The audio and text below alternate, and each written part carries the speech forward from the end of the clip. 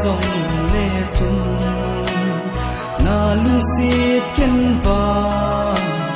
in khen zo lo bin sun tin le zan tin ka hin ko be mai jin se lumin khen ding gel zong le chung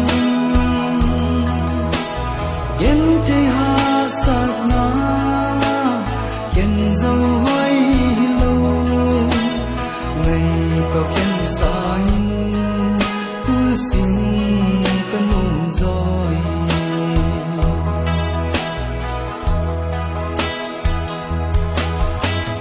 lai dang le nga mil te ding leng son leng ting le hin mil ta hin mil te lo le lon ya lo punin ang lai ya koi nu min ka hin ko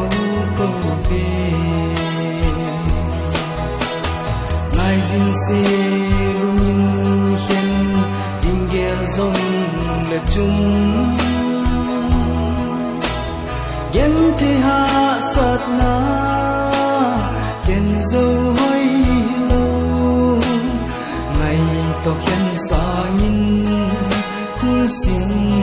kan nun rồi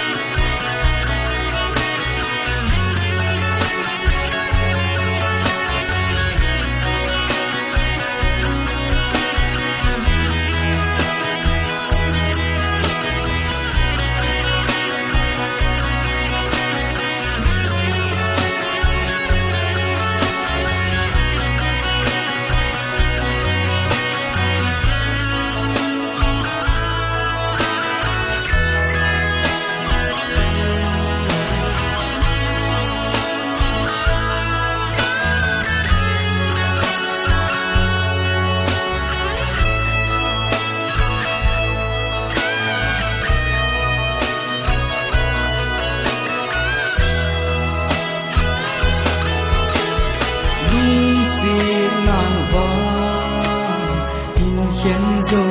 lo bin akapi lo le alhem bi lo le alhem bi din va